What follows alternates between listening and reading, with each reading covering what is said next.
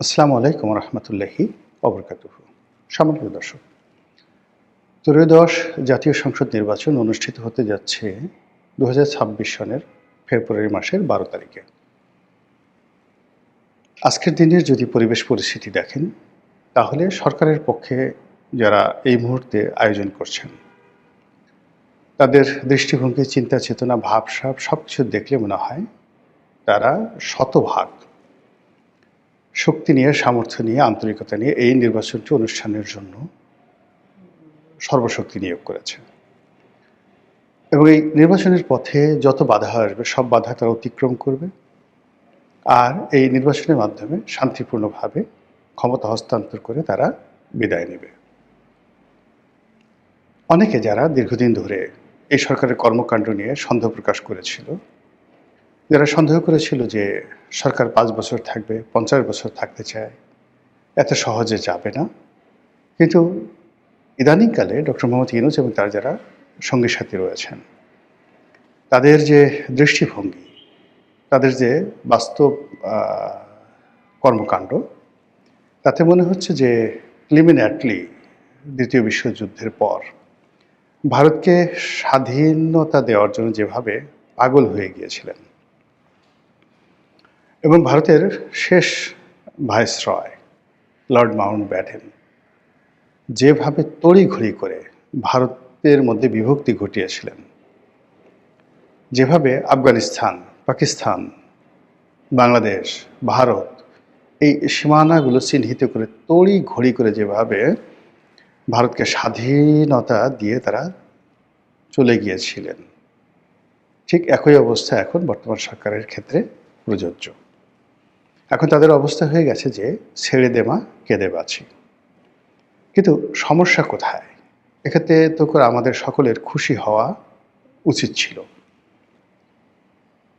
আমরা যারা সাধারণ জনগণ, আমরা তো যে কোনো মূল্যে একটা গণতন্ত্র চাই, সুন্দর একটা নির্বাচন চাই। বাংলাদেশে নির্বাচনের মাধ্যমে একটি ভালো সরকার আসুক, তারা দেশ পরিচালনা করুক, তাদের ব্যর্থতাগুলো জনগণের ব্যর্থতা, তাদের সফলতাগুলো জনগণের সফলতা, এটাই গণতন্ত্রের ভাষা। কিন্তু বাস্তবে কিন্তু সেটা হচ্ছে না। এর কারণ হলো যে এই মুহূর্তে সরকার তাড়াহুড়ো করতে গিয়ে যে আচরণগুলো করছে, তাতে করে স্পষ্টতই বোঝা যাচ্ছে যে তারা একটি বিশেষ দলকে ছাড় দিতে চাচ্ছে। এবং এর ফলে কি হলো, তাদের দীর্ঘদিনের মিত্র জামায়াত ইসলামী এবং অন্যান্য যে সকল সংগঠন ছিল, এনসিপি সহ, তাদের জন্য এটা ইজ্জত কা সওয়াল হয়ে পড়েছে। এবং গত ১৭ মাস ধরে ইউনূস সরকারের সকল কর্মকাণ্ডে তারা নৈতিক সমর্থন জুগিয়েছে, লজিস্টিক সাপোর্ট দিয়েছে এবং এই সরকারের হাতকে শক্তিশালী করার জন্য গোপন এবং প্রকাশ্যে যা কিছু করা দরকার সব কর্মকাণ্ড তারা করেছে। সেটা মব বলেন, বিএনপিকে কোণঠাসা করে বলেন, আওয়ামী লীগকে দেশ ছাড়া করতে বলেন, সব কিছুর মূলেই জামাত, এনসিপি এবং সরকারের মধ্যে যেটা মতানৈক্য ছিল, সেই মতানৈক্যের প্রেক্ষিতে ডক্টর মোহাম্মদ ইউনূসের কাছে জামাত, এনসিপির একটা কনসিডারেশন আছে, একটি আকাঙ্ক্ষা আছে, একটি দাবি আছে, একটি হক আছে। সেই হক হলো যে জামাত এবং এনসিপিকে রাজনৈতিকভাবে প্রতিষ্ঠিত করতে হবে এবং তাদের যে কর্মকাণ্ড গত ১৭ মাসে, এই কর্মকাণ্ডের একটা ইন্ডিমিউনিটি দিতে হবে এবং আগামীতে যারাই রাষ্ট্র ক্ষমতায় আসুক, সেই সরকারে জামাত এবং এনসিপির একটা অংশগ্রহণ থাকতে হবে শতভাগ, অথবা জামাত এনসিপি সরকার গঠন করবে। এরকম একটা বিশ্বাস নিয়ে, এরকম একটা আস্থা নিয়ে, এরকম একটা কোঅপারেশন নিয়ে গত ১৭ মাসে অনেক যে রাজনীতির উত্থান পতনে, রাজনীতির মেরুকরণে যমুনার যে জোয়ার ভাটা, কখনো ডানে গেছে, কখনো বামে গেছে, এখন সেই যমুনার যে স্রোত, সব কিছু বাদ দিয়ে, নদী নালা, খাল বিল সব কিছু বাদ দিয়ে একটি বিশেষ জায়গাতে ধাবিত হচ্ছে বলে জামাতের লোকজন, এনসিপির লোকজন তারা গোস্বা করেছে। এবং সঙ্গতির কারণেই সরকার যে তাড়াহুড়ো করছে, সেই তাড়াহুড়ো করে বিএনপির কাছে যত দ্রুত ক্ষমতা হস্তান্তর করা যায় তারেক রহমান সাহেবকে যত দ্রুত প্রধানমন্ত্রী বানানো যায় তার জন্য সরকারের সর্বোচ্চ চেষ্টা। ভালো কথা, এটা হতে পারে এবং এটা হয় স্বাভাবিক। এই কারণে যে বিএনপি এই মুহূর্তে বাংলাদেশের বড় দল, আর বড় দলের প্রধান তিনি তো প্রধানমন্ত্রী হবেন, তাহলে কে প্রধানমন্ত্রী হবে তিনি ছাড়া? শেখ হাসিনা, নাকি জামাতের আমির, নাকি এনসিপির জনাব নাহিদ, কিংবা ধরুন স্বয়ং ডক্টর মোহাম্মদ ইউনূস? এটা হয় না। তো এই যে বাস্তবতা, সেই বাস্তবতা কিন্তু গত 17 মাসে আমরা সেটা দেখিনি। আমরা যেটা দেখেছি যে আওয়ামী লীগ তাদের 35% ভোটার, সহযোগিতার ভোটার আছে আরও 15%, সব মিলে 50% ভোটার মাঠের বাইরে। বিএনপির 35% ভোটার আছে, 50 আর 35 85% ভোটারের উপরে বাকি 15% ভোটার, যার মধ্যে রেজিমেন্ট ভোটার সংখ্যা 4 থেকে 5%। জামাতের ভোট বাংলাদেশে 4 থেকে 5%। তো এই 4 থেকে 5% রেজিমেন্টাল ভোট, মানে সংগঠিত ভোট, এর বাইরে এলোমেলো, সেটা চরমোনাই হতে পারে, অন্যান্য ইসলামিক দলগুলোর ভোট হতে পারে, সব মিলিয়ে নট মোর দ্যান 15%। তো এইটা একটা মানে বৈষম্য, সংখ্যা লঘিষ্ঠ সরকার। তো সেই সংখ্যালঘিষ্ঠ সরকার গত 17 মাস ধরে 85% ভোটের যারা স্টেক হোল্ডার তাদেরকে মানে এক গ্রুপকে দেশের বাইরে রাখার চেষ্টা করেছে, আরেক গ্রুপকে ক্ষমতার বাইরে রাখার চেষ্টা করেছে। এখন সেটা বুমেরাং হয়ে গেছে এই সময়টিতে এসে। সেটা হলো আওয়ামী লীগ আর এখন আগের মতো নিজেদেরকে দুর্বল ভাবছে না।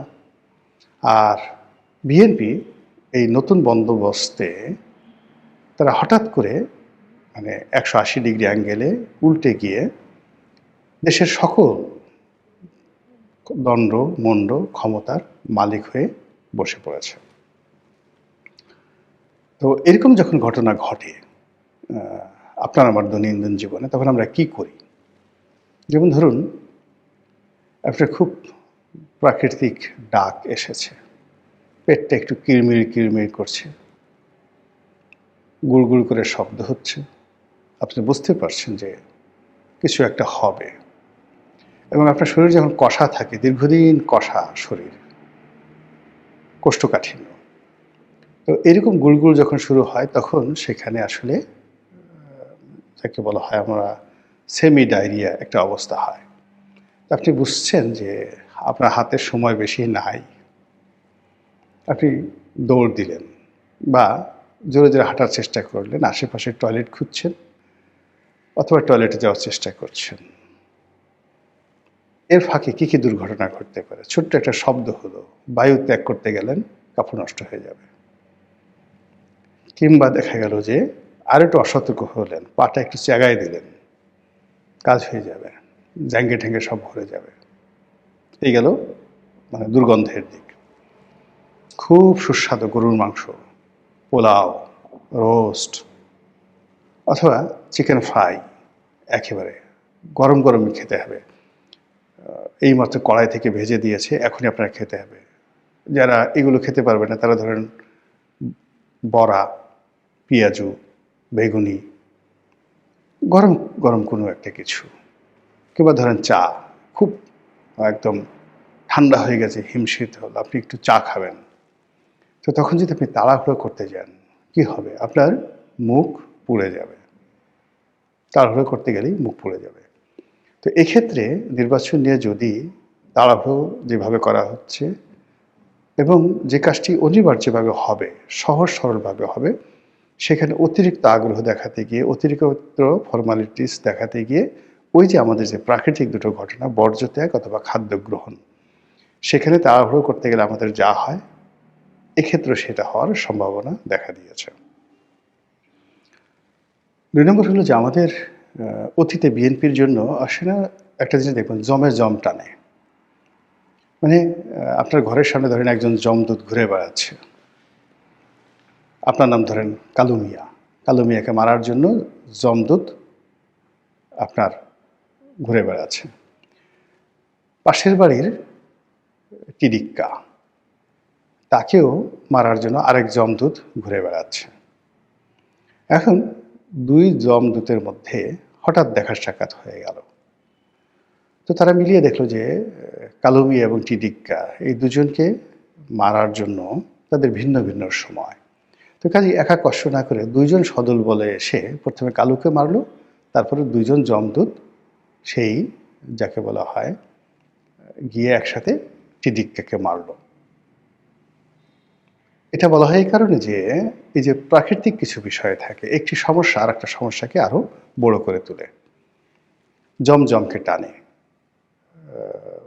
তো সেই দিক থেকে কিছু সময়, কিছু ঘটনা, কিছু কাহিনী, এটি বেসিক্যালি একটি জম আর এক জমকে টেনে নিয়ে আসে। আওয়ামী লীগের জন্য যেমন ভারতের বন্ধুত্ব এটি জমের মতো, আবার বিএনপির জন্য জামাতের বন্ধুত্ব, পাকিস্তানের বন্ধুত্ব এটাও জমের মতো। তো সেই দিক থেকে যদি সময় বিবেচনা করেন, বিএনপির জন্য ফেব্রুয়ারি মাসটি ভালো না।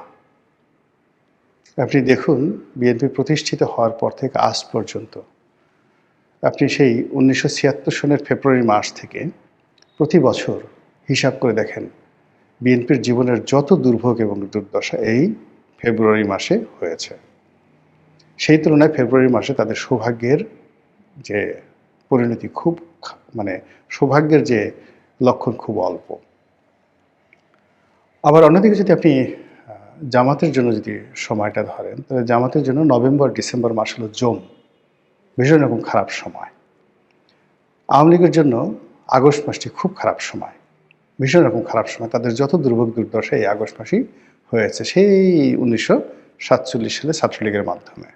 এনিওয়ে, বিএনপির যে একটা নির্বাচন হয়েছিল 1996 সালে, সেই নির্বাচনটি ছিল 15ই ফেব্রুয়ারির একতরফা নির্বাচন।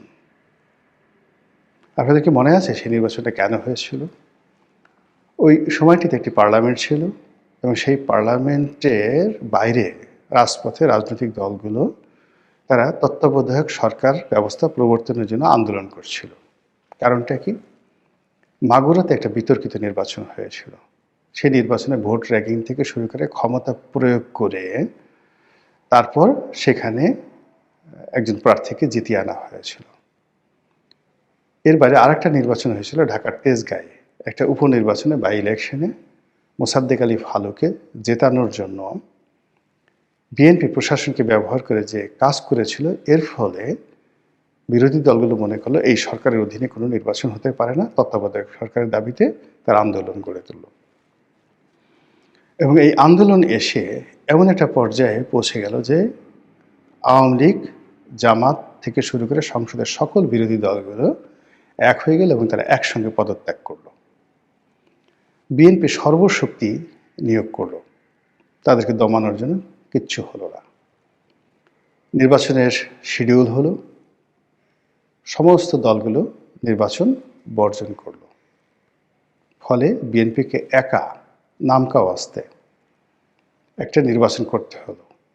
এবং সেখানে যেমন আওয়ামী লীগের বিনা ভোটে নির্বাচনে জাতীয় পার্টি ছিল, 15 ফেব্রুয়ারি নির্বাচনে বিএনপির কোনো এরকম জাতীয় পার্টি প্রক্সি কোনো গৃহপালিত বিরোধী দলও ছিল না। এর ফলে কি হলো, বিএনপি একটা তত্ত্বাবধায়ক সরকারের কাছে ক্ষমতা হস্তান্তর করে বিদায় নিল এবং আওয়ামী লীগ ক্ষমতায় এলো।